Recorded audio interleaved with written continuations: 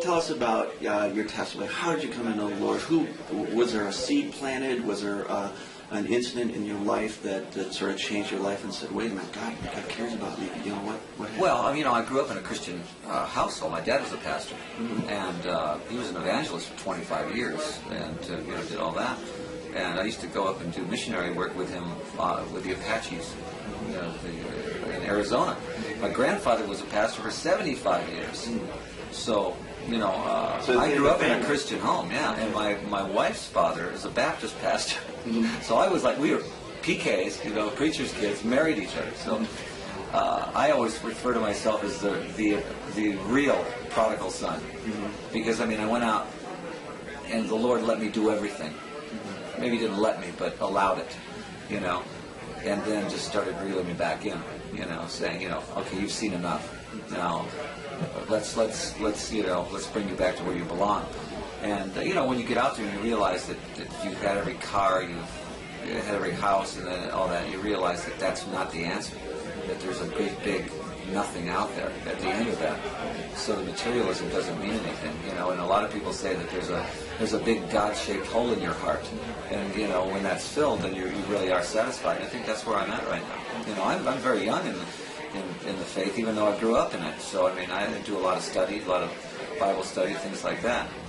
But I think people have the wrong concept of Christians. I think they think Christians sit around all the time just, we like to rock and roll. I think that you just keep a better watch on your Christian life. When did God start to reel you back in? When I stopped drinking, I drank for a long time. 13 years ago, I stopped drinking, and I started going back to church. I was throwing up blood every morning. I was really a bad alcoholic. I never was a cruel or mean alcoholic, but I was definitely self-destructive. And when I stopped drinking, I started going back to church with my wife. And there was this pastor in Phoenix that was just hellfire. And there'd be 6,000 people there, and he was talking to me every Sunday. Of course he wasn't, but he was. Just nailing me. Every weekend I was exhausted. I'd come out of there and I'd go, I don't want to go back. Okay, it was like torture, but I always came back. And I finally realized I had to go one side or the other. I had to make a decision, one side or the other, because I was so convicted. The Lord really convicted me and said, look, it's time for you to make a decision here. So I said, okay. And I joined a church called Camelback Bible over there. And that's where I go now. And it's really good teaching church. Just a good, strong Bible teaching church. But still a rock and roller, going out on tour again. I watch, I certainly don't do it in the same spirit that I used to do it in, and I watch the songs lyrically about what I'm singing about. Because a lot of the songs that I used to do, were way over the line.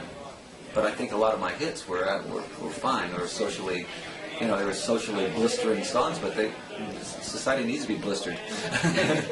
How has your life, when God reeled you back in, how did he change your life? What are sort of the characteristics, maybe, before and after, I used to do this? When before, you always are self.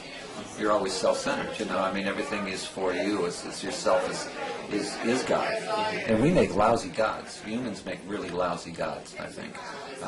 So we've got to let God be God and us be, what we are, And so I think that's what really changes, is your focus on who you're serving.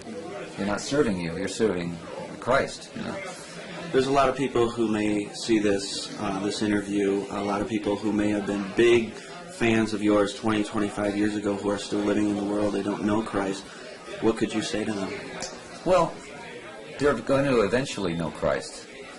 And I hope it's not too late. Because if you're at the wrong end, at the wrong time, I think, that's going to be tragic, Like maybe talk to maybe somebody struggling with alcohol or drugs and pornography, that sort of thing. Well, sure. That's what is the world made up of? It's made up of that. The world doesn't belong to us. The world belongs to Satan.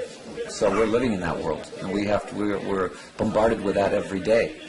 So how do we react to that? Well, if you don't have Christ in your life, then you're a victim to it. So I think what we have to do is just be very, very careful about, how we react to the world. You know, we have Christ in our life now, and we have to react to the world humbly. We have to react to the world in a teaching way, and at the same time be humble about it.